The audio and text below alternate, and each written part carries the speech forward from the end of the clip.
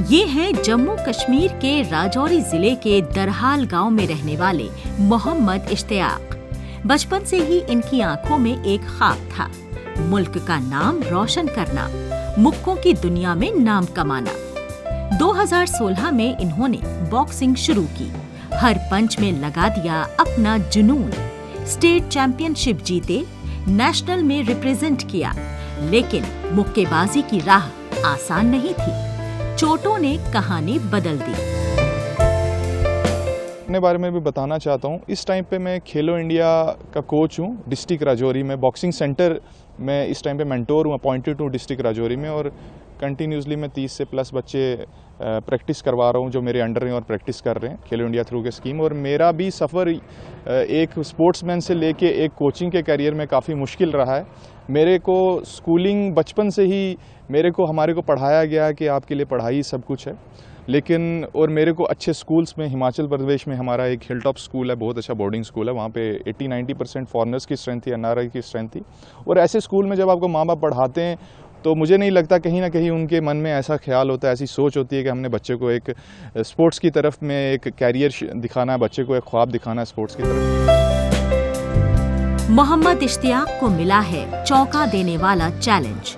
Spine में slip disc हुआ, surgery हुई।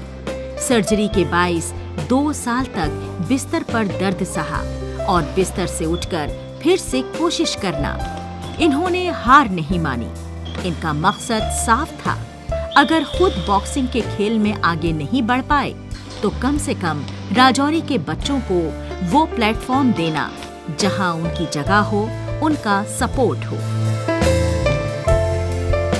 शुरू से ही एक फॉर्मल पास्ट चैंपियन एथलीट रह चुका हूं। मेरी ज़िंदगी काफ़ी मुश्किलों से भरी रही थी।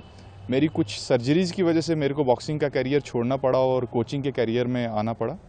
स्टार्टिंग से ही मेरा एक ख्वाब था कि मैं डिस्ट्रिक्ट राजौरी के बॉक्सर्स को एक ऐसा प्लेटफॉर्म दूं और ऐसा ख्वाब दिखाऊं उनको कि वो आने वाले टाइम में अपने आप पे गर्व महसूस करें, एज वेल एज अपनी डिस्ट्रिक्ट का नाम रोशन करें, टीम इंडिया में जाने का ख्वाब देखें और उसको रिप्रेजेंट करने का। और कहीं ना कहीं ये कमियां मेरे से छूट रही थी जब मैं एक एज ए एथलीट था, मेरी सर्जरी की वजह से मैं रह जाता था। और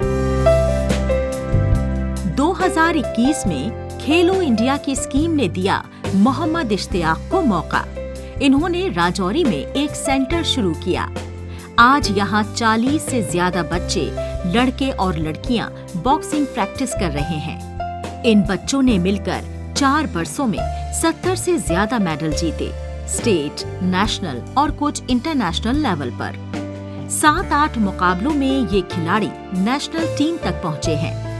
इश्तियाक का ख्वाब बस एक ख्वाब नहीं रहा, वो हकीकत बन रहा है।